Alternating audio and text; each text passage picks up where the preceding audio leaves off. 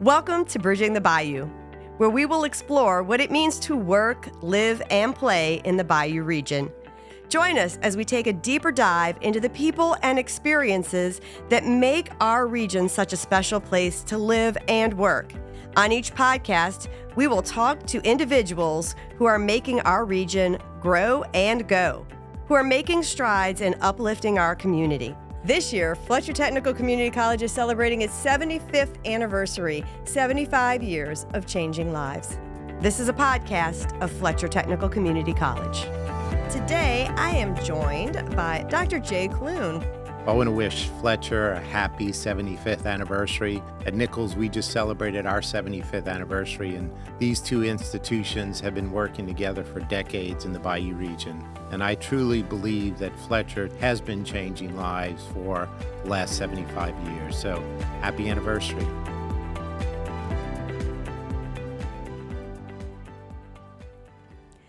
Welcome back to Bridging the Bayou, the podcast of Fletcher Technical Community College. I'm your host, Chancellor Kristine Strickland, and today I have with us Nicholls State University President, Dr. Jay Clune. Welcome to the podcast, Jay. Thank you. Thanks so much for being here with us. So great to be here. Yeah.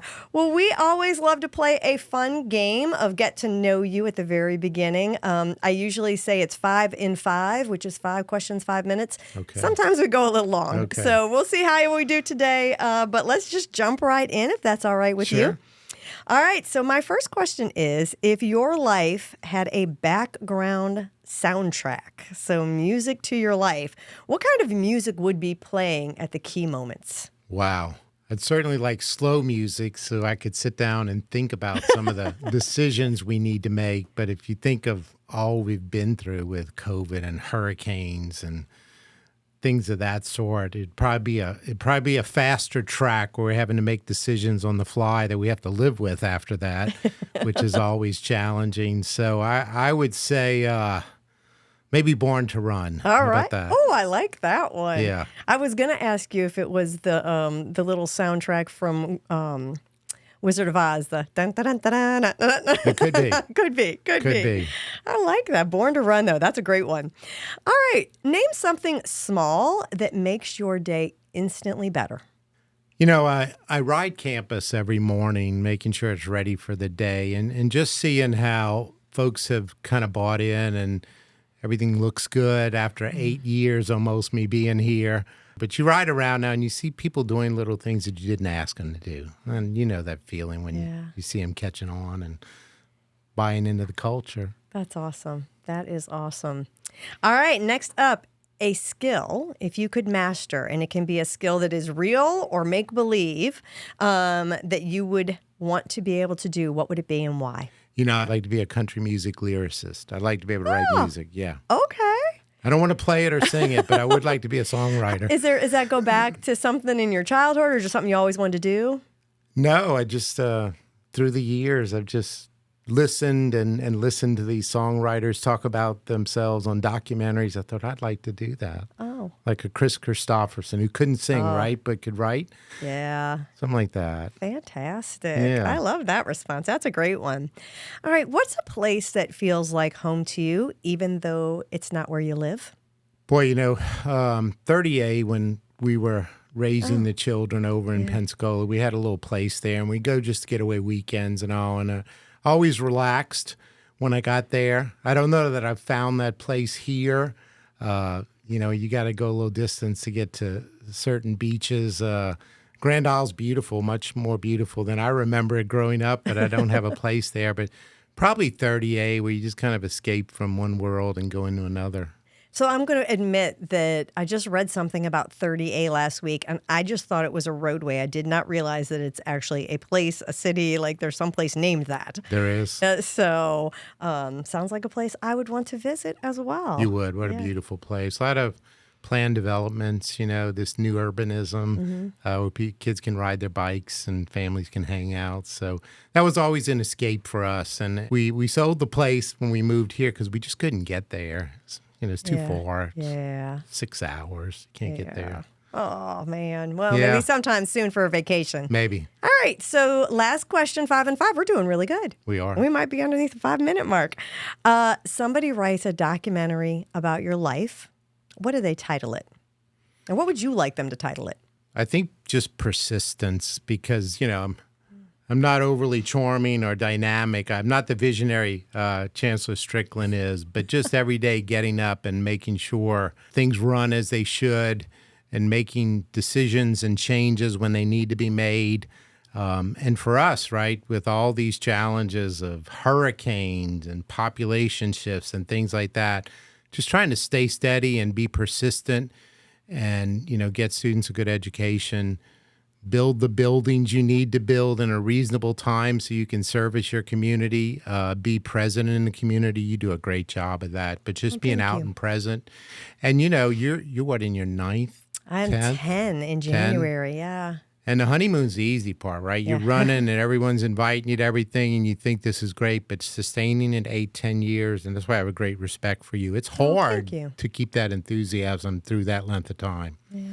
So often see a young president or chancellor out there coming in with a year or two under their belt, they're on fire, and I think, can you do it 10 years like Chancellor Strickland can? That's a different ball game. Well, thank you so much. And look, we are close compatriots in that, right? You're almost to 8. Almost is that right? 8 this January, yeah. Same. Well, congratulations to you, Thank too. you. Thank you. Awesome. Well, let's talk a little bit about Nicholls State University. Sure. So maybe let's go back 8 years. Mm-hmm. What brought you back to the university?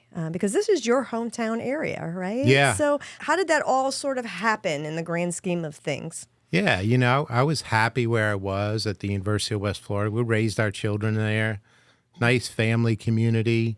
Well, I put my name in without telling anyone. That was the first thing I did. And my niece read it on a news release at a football game with my parents and told everyone. And then my daughters found out, and my 15-year-old found out. And I said, don't worry. I'm not going to get this job. I said, there's probably 40 applicants. And then they reduced it to 15. I said, 15, what's the chances of that? And then it was 5, and then it was 3. And if you look at the day I get appointed, my older daughter, Gabrielle, is smiling, and Allison's smiling, and Caroline looks like her life just changed in front of her eyes. But it was a chance to come home. I'd been away from the region, had been away from my family for probably 30 years. Always wanted to get back. You never think you'll get back to where you started, right? It's almost unheard of. The timing has to be right. So many things have to happen. It worked out.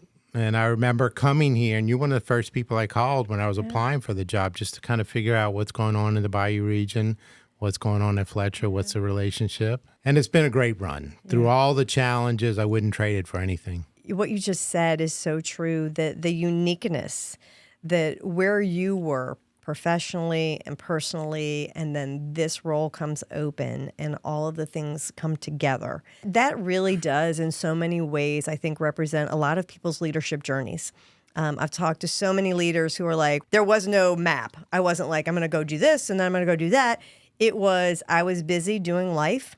Mm-hmm. In all the ways, and then something came open or something caught my attention, and the next thing I know, I'm making a shift, I'm making a change, and maybe leading in a different capacity. So we are lucky that all of those things came together at the right time to have you back here. And your family is here, right? They're in the here. region? My mom is still in the same house that we moved into when I was 1.5. I'll be over there this evening bringing her dinner. 2 of my 3 sisters are still here. This is still home. Despite all its challenges, there's no better place and no better people than right here in the Bayou region. All right.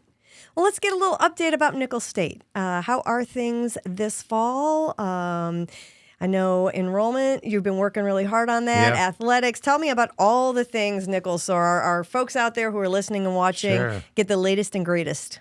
Yeah, so many things are going great, right? The students are happy and they're engaged, and athletics is doing well. Good. And we have new buildings going up like you do everywhere. Enrollment's been a challenge. I've been studying enrollment for some time now, and I was looking back when I got here, and the number of students that came to Nicholls and the number of students who went to Fletcher and the number of students who went to another state university. And the challenge is clearly there just aren't as many people in our service region, and those in our service region are choosing not to go and get that credential after high school. You know, there's no one place they're going. If I knew they were going to X school, then I'd know who our competition was, but there just aren't as many of them anymore. So we have a strategic enrollment plan right now that is in the works, and we're trying to figure out, where do we go? Do we go to population centers? Right. Do we go in-state, out-of-state, where populations are? You know, we're about at 5,900 students. We'd like to be at 62 or 6,300. Pre-COVID, we were 6,700. I don't think the population supports something like that, but we'd like to be at 62 or 6,300. So this strategic enrollment plan, we believe, will get us back to that above 6,000, moving towards 6,200. So we're excited about it. We'll go more into Jefferson, more into Ascension. We talked about going into East Texas with programs like culinary and marine biology, things that we're unique in. And maybe into southern Mississippi as well, with these unique niches that you don't get in some of these states. So that's kind of where we are. Yeah. And I want to circle back to something you mentioned, which is a lot of the new facilities. I know, as many of you do know from me posting, right, that I love to run Nicholls State campus right near my home. And I always enjoy running around and seeing all of the progress you guys are making. Let's talk a little bit about, I know Coastal Center is open, close to opening. So we have tenants. We have the Terrebonne National Estuary Program. We have Restore or Retreat in there. We'll soon have the Coastal Protection and Restoration Authority, the area delegation, as well as Chairman Dove will have an office there.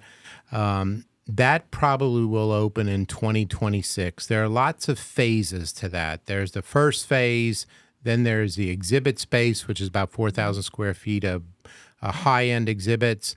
And then there is a Coastal Protection and Restoration Authority build-out. So it's a three-pronged project that's taken longer than we'd like, but it's a big coming project together. Sometimes do. It's about 40,000 square feet of coastal research, office, and conference space. So we're proud of it. Have you seen it yet? I have been in for one meeting, and I think they were still kind of doing the punch list at the time. So I am excited to see it fully unveiled with everybody moved in. Yeah, it'll be fun. Yeah. But you have some other new facilities coming, some other new buildings. What else is on the horizon that we can all look forward to? So like you, we're building out nursing. Yes. Trying to get that ready for the fall of 26 so we can increase the enrollments in our nursing. You know, you can never admit enough nurses. You can build, and there's always demand where we have students having to go elsewhere. We'd like to admit them at Nicholls and keep them there. We're building new softball, baseball, and soccer facilities as well on the athletic side. And then we have a new College of Business and School of Marine Transportation coming. The Al Downos College of Business will move to a new building. So we're excited about those things. Fantastic. And you mentioned the Maritime Academy. Yeah. You want to say anything about that? Yeah, Chancellor Strickland and I have been working on this a long time. It is, and she's probably about 8-9 years. 8-9 years since I got here. And she's farther along than we are with her MRSC agreement out at the Maritime campus and the training. That's so exciting. You know, it's a place for us to train students to be ship captains, where they do a lot of their classes on campus, but they go out to places like your place at the Maritime campus to do some of the training they need to get their Coast Guard licenses in order to captain a ship, at first a limited tonnage and then an unlimited tonnage. So we'd be the 7th State Maritime Academy in Louisiana, so Louisiana Maritime Academy at Nicholls State University. Fantastic. And we always love to show some love to our partners, right? So we have been very fortunate to have some really tremendous partners here at Fletcher. I know some of those partners are also partners at Nicholls State University, but just give you a minute. Anybody you want to do a shout out, any of your partners, business and industry, your local community members that you'd like to just give a shout out to? You've done it as well as anyone, Chancellor Strickland, getting the industry partners on board, and they're so important down here. We don't get enough state funding. We don't get enough grants to supplement what our partners can do. And I see those partners like Danos and K&B Machinery and the Bollingers on the other side of the line there, and the Schwest, and I could go on and on. We have all the firms and the engineering, T. Baker and DDG, and you're going to always leave someone out when you start naming them, but industry partners are so important. Then donors.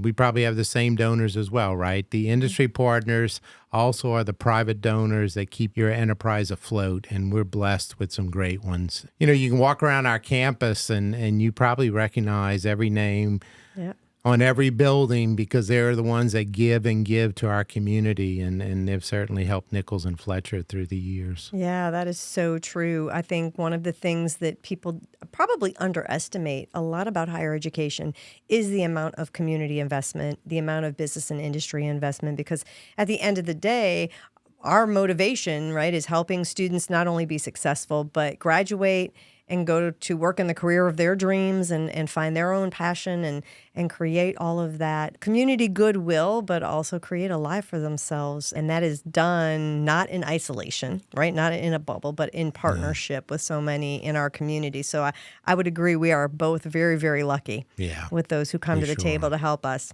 We talked about new facilities and a lot of the new things that are going on. And so there is this movement right now in terms of innovation and modernization of facilities, of curriculum. How do you at Nicholls, because you all have some very deep roots to this region, embracing those culture and the traditions and all of the things that for so many alums make Nicholls State University, with new buildings and bringing new curriculum. How does that work for you? Yeah, we've certainly grown, and you're a perfect example here. Fletcher have grown. Most people come back to our campus, and it certainly has grown, but it's recognizable. We haven't grown like universities in Texas or Florida where you come back and you don't recognize the place. Right. But there are deep traditions. There are deep cultural components to that we try to keep in place as we move forward. We still have very traditional degrees at Nicholls.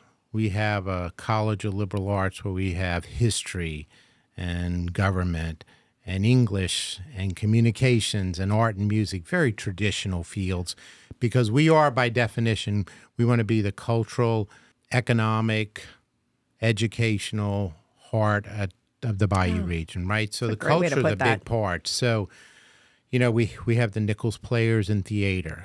We have Roads and Roads Productions at our facility. We host a lot of artists. We do a lot of lectures and readings and things of that sort. And then we have, the geomatics program, which is high-end innovation. And we're adding engineering, which is high-end innovation, and all the coastal stuff and all. So it just evolves over time, and you try to stay on the forefront. You do a really good job of that, but respect the past. And you can't just scrap everything else and focus on the innovation, or you lose that connection. Yeah, and I think that you all do a really great job of that balance. I think, true to your word, I went back to my alma mater, and there's something about being able to go back to the residence hall where you lived your freshman year, or the dining hall where you used to eat. Now, granted, the students today, the dining hall was certainly nor were the residence halls bathrooms like they were when I was there.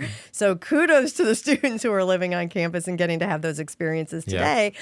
But at the same time, the nostalgia of your experience, and that's important. It's an important part, I think, of our community's journey and of each of our graduates and their experiences at our universities and colleges around the state. So I just wanted to say you all do a really great job of that. So talk to me a little bit about how you see Nicholls State continuing to meet the needs of this region.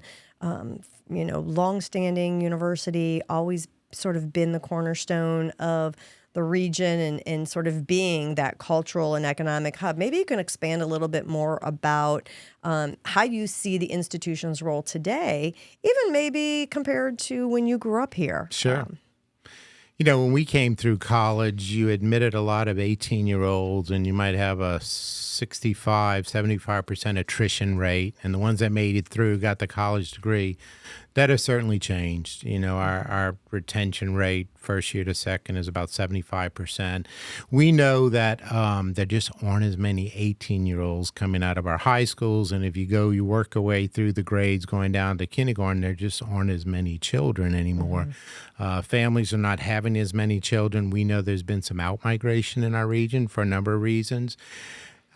So we're having to adjust. So I see the future of Nicholls as being a hub of learning, lifelong learning.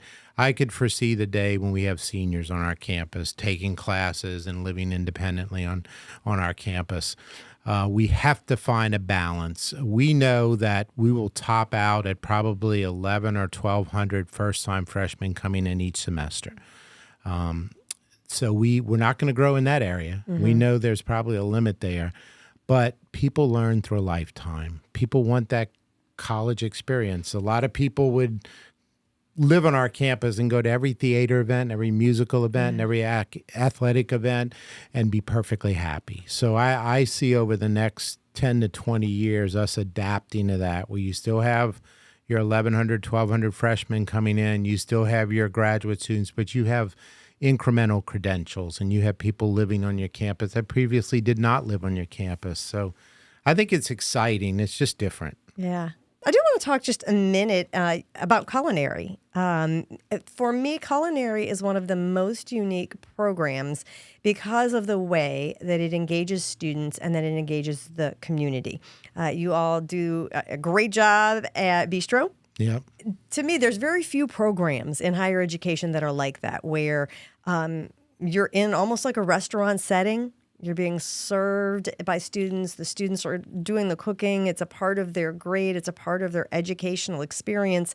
And I know the culinary program at Nicholls State University has a long, long history of being just exceptional. In fact, I will tell you, I was in Virginia visiting an institution recently, and I had a chance to go out to visit some high school students. And I visited a culinary class at the high school, and I said, "So where are you all going afterwards?" And they said, "Oh, we want to go to culinary school." I said, "I know the culinary school you have to go to." So I was out pitching Nicholls State University's culinary program in Virginia. So maybe if you get any Virginia students next year, I'll just credit you. give me some credit, okay? But tell us about what makes that program so special. And I know you have Chef Fols involved with that. So maybe talk a little bit about that. It's a 4-year culinary degree where a lot of your students will minor in business. So they get that Bachelor of Science degree. So whether they go in thinking they want to be an executive chef and run a restaurant, and they decide they want to move into management, they have that ability. And it's comfort for parents, because if you send your child to a culinary school, they're going to do culinary or what? At Nicholls, you have that BS degree. So some of them do fabulous things in culinary, like Meg Bickford's executive chef at Commander's Palace. And I could go through a list of alumni who have just reached the highest levels. The great thing about the culinary school is it's public. So like some of the expensive privates, we have an advantage there. We don't charge out-of-state tuition. So if you come from Virginia or Texas, you don't pay out-of-state tuition. So you can come from anywhere, and we do. I was served this week by one student who was from Texas and another student from California. They come from all over, and they find us down here, and it's usually the mom who's found us and sent them down here. And look, just like on your campus, it's safe. You don't have to worry about your child when you send them off to college. People are friendly and nice to them. And then just tremendous talent in this region, be it a chef or an engineer, whatever it is, so they get a great education. So all of those things combined, the culinary school has been a great success. There are about 220 majors working their way through. They're divided equally between those who want to go the executive route and be a chef, and those who go the patisserie route and want to run a bakery or something of that sort. And then there are a few that just want to do front of the house management, general manager, things of that sort. So it's divided that way. It's very exciting. It's a great experience. If you haven't done it, please contact me. I'll get you a table and you can experience it. Yeah, and for those of you who are watching or listening, if you have not had the opportunity to experience the bistro, please reach out, get on that mailing list. It is absolutely 100% worth it for sure. And I will say I tried to convince my daughter at some point to go in. I had dreams that she was going to be a baker. Yeah. I said, you can open up your own bakery. I'll live atop the bakery. I will run it for you as long as you want, except I just get to eat as much as I wanted. And she was like, no, Mom. Nope. So my dreams were crashed and crushed. I guess I'll just have to stay chancellor a little bit longer. So other programs at the institution, we talked about geomatics and engineering, maritime, culinary, nursing. I know you have so many other programs. And I'd like to give a special shout out because I think you're one of the few universities that are really staying strong in the teacher education preparation. Yeah. I see a lot of institutions who are moving away from that, and that's tough because we need good teachers. But other programs that you would like to highlight for us? We're offering for the first time through the William Clifford Smith School of Engineering, we're offering real engineering classes, second-year classes, statics, dynamics, things that are real. Next year, it'll be third-year engineering classes. So that's big for Nicholls. Yeah. Nicholls never really had real engineering like we're trying to set up now. And then you have engineering technology coming on board. A lot of the local shipyards and other things, they don't need full-fledged engineers, but they need to understand engineering. They need to understand project management. So engineering technology, I think, is going to be a big pull. You're right about education. We cannot get enough students to go into it. We've kept our College of Education specifically to keep that focus on education. I think one time I looked, we provided like 82% of the teachers in Lafourche Parish, so that's incredibly important. Not enough young people go into it. Yep. Nursing is bursting at the seams, but you can't get students to go into education. I think that will shift a bit. We have a master's program in marine biology. They just do fabulous stuff, and you see them out in the field and things of that sort. That could certainly grow. But there are great programs across the entire university. We have a probably 50-plus degree program, so we like to say there's something for everyone. Absolutely. Absolutely. Well, let's take a moment, turn our attention to the Colonels, and I mean on the sports field. I know we've got a lot of athletic teams over at Nicholls State University. How's the football team doing? I haven't had a chance to ask you that yet. Yeah, they're rebuilding. We have Coach Tommy Rybacke, who's following Coach Tim Rebo. And Coach Rybacke's playing, I think he told me last game, he's played 22 freshmen in that game. Oh, wow. What I admire about Coach Rybacke is he recruits from the high schools. He takes transfers, but he does not rely on transfers. These are a lot of kids who come up as freshmen, sophomores, they begin to play, and they sometimes they become stars. I think 20-plus kids are from the immediate region. Oh, that's amazing. Edie White, Vanderbilt, Terrebonne, Thibodeau, which is exciting. I believe still probably 90% of the football players come from Louisiana, which is almost unheard of. Yeah. So it's fun, but they're competitive in all their games, and they've kept a very positive attitude. And that's what you want, right? That's absolutely what you want. And I can say from having been to a couple of Saints games, if they're in it and their hearts are in it and they're playing with passion, that's all you can ask for, right? And so we're going to look forward to some really great things, I think, from Nicholls State's football team. Are there some other athletic teams who maybe the community, again, could show some love to?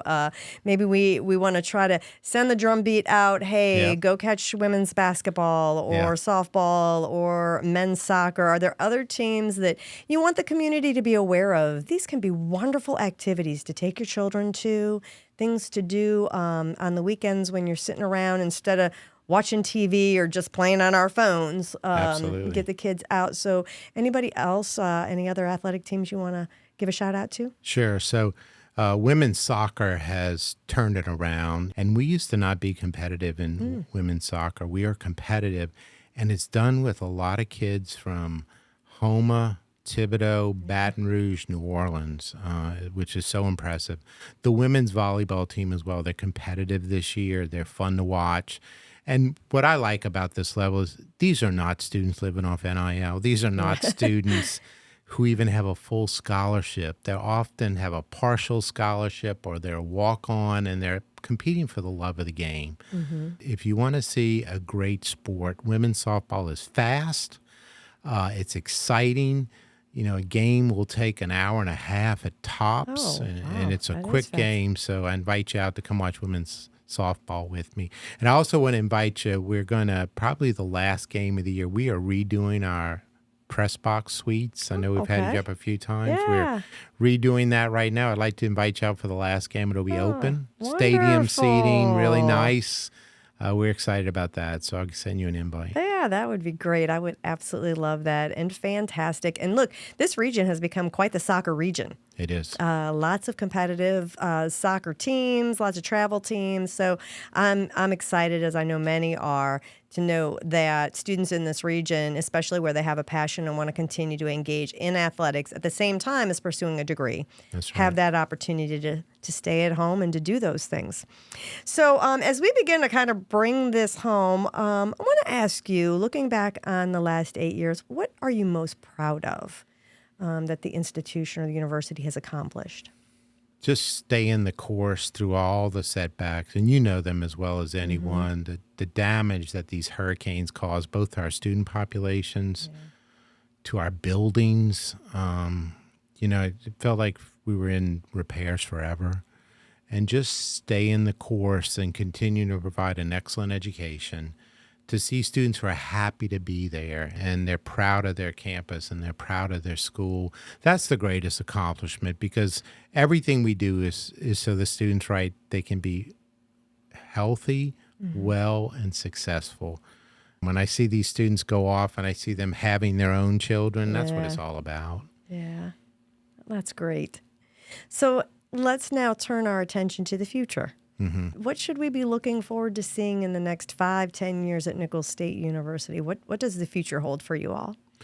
Yeah, I think you'll see a shift in how we educate students as we're building this new nursing building, as we're building the new Aldanos College of Business and School of Marine Transportation, as we're building an annex for the William Clifford Smith School of Engineering. What you're going to see is a change in the way we educate students. You're not going to see these classrooms with 30 desks or 60 desks. You're going to see open floor plans, how business works, how the maritime industry works, how engineering works these days. So I'm excited. There's certainly a shift going on.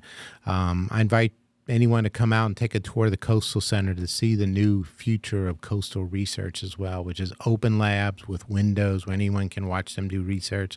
So I think it's a very exciting time. As I talked about, I see the future of the university include a lot more people who are not traditional, older students, even seniors taking our classes and staying young as a result. I love that. So that should be fun. Yeah. Oh, that's a great future. What a wonderful future is ahead for Nicholls State University. So 2 other things I want to ask about, in your own leadership journey, and when I get a chance to sit down with leaders, I love to kind of ask a little bit about your own journey. You have had a lot of really unique experiences beyond higher education. I think that was one of the things that I was really impressed with when I saw your CV as you were applying. I think sometime in the Peace Corps, was it? Yes.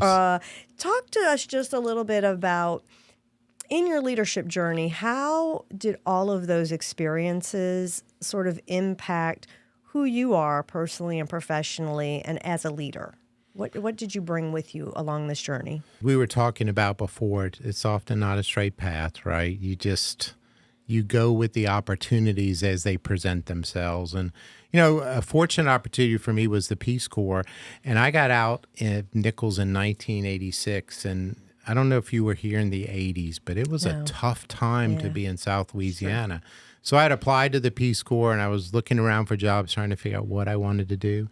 And I ended up going in the Peace Corps, and that opened doors in academia. So suddenly I could get a fellowship to go and do graduate school. And after graduate school at Alabama, I met my wife, and I knew I wanted to come back to Louisiana. So I went to LSU, educated by a professor, Dr. Paul Hoffman, who got me my first job at the University of West Florida, and it went on from there. But we're so dependent on other people opening those doors for us. What people don't realize is sometimes the number of mistakes you make along the way. I mean, I think of some of the mistakes I've made, and Same. And I don't think they give leaders enough sort of room to make mistakes today because you're not going to get everything right. And God, the number of things that I've gotten wrong over the years.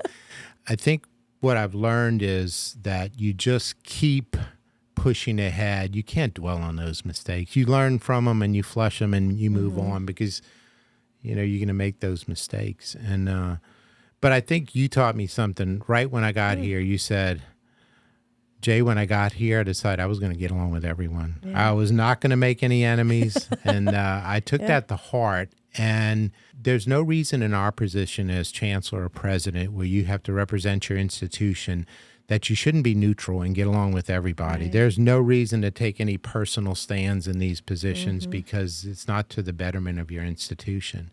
Right. So, trying to get along with everyone because everyone has to contribute to the whole. Yeah. And so making mistakes, correcting those mistakes and moving on. And it's worked for me to this point. Yep, absolutely. And look, I would totally agree with you. I think everyone in our community has a responsibility, but should also have an opportunity to have a voice. We are the community's institutions. And so sometimes those opinions vary differently on the right direction. But I think what's really important that is, as leaders, the two of us, that we remain open to hearing those voices and to taking in all points of consideration. But I do think that your other 2 points are so just important to kind of restate, right? So making mistakes. Look, if there's somebody out there who has done everything perfectly in your life and you've never made a mistake, please send me an email and let me know how you managed to do it, right? That is part of the learning process. Yeah. Look at children that we've raised as infants, right? When they start to walk, they're going to fall down. That's right. And they're going to pick themselves back up and they're going to move on. And sometimes they're going to cry, right? But for each of us, we make mistakes along the way, especially if we're doing new things. Yeah. And I think that right now in higher education, we're called to innovate. We're called to do things differently. And so if there's an expectation out there that everything we try is going to be 100% perfect out the gate, that's a really tall order for any leader. And I think that's something that I hope when people look at what you all are doing at Nicholls State or even what we're doing here at Fletcher, right, that they can see that we're at least trying. Yeah. And we're trying to do the right thing. And then, just opening the doors for other people, right? If you're in a leadership role, part of your responsibility as a leader is to help bring others along behind you. That's right. And so really, really important. Well, this has been a great interview. I have so enjoyed it. I do love to end with just a little wraparound to get to know you just a little bit better. So I made a call. Yeah. All right, sent a text. Yeah. I got some information on you, okay. Dr. Clune. Are you ready? I'm ready. All right. I love this story. I have to tell you straight up. This is like the best thing.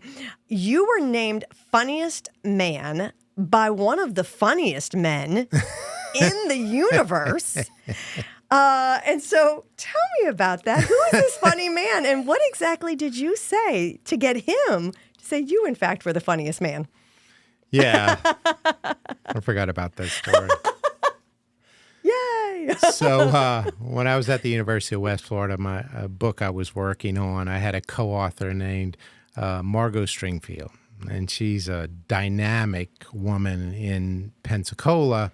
And her daughter so happens to be married to Steve Martin, the comedian. And so there was a book signing party, and Steve Martin was there. And, very cordial, very nice. And she had asked him at some point, would you read our manuscript? Because he's a good writer as well. So he read the manuscript, and I got back the comments from him. And, they were all just brilliant. And we fixed so many things. But in one place, he wrote, "That's funny." And that made my day. Just something I had written, he wrote, "That's funny" in the margin. And, I lived off that for years, just that one comment. It's the best review I've ever gotten. That is such a great story. And what a small world, right? I know. And look, so published author you are. So can we find your books on Amazon? Are you out there somewhere in the world where somebody wants to read some of your writings and see how you're funny? I think if you do go to Pensacola, the Colonial Pensacola book is helpful to understand the long history of the Pensacola area, which goes back to 1559. That is interesting. The first book was published my dissertation. You can imagine how dry that was. But the second book on colonial Pensacola is probably helpful to understand the region if you go there. Excellent. Well, wonderful. And look, if you have not had an opportunity to spend some time with President Clune, you're missing out, and you need to, because you have a wonderful sense of humor. Thank you. So I always enjoy getting to spend some time with you. I laugh a whole lot. I learn a whole lot. So thank you. Thank you for being a part of our community. And thanks for being on the podcast today. Thank you. What a great thing you do.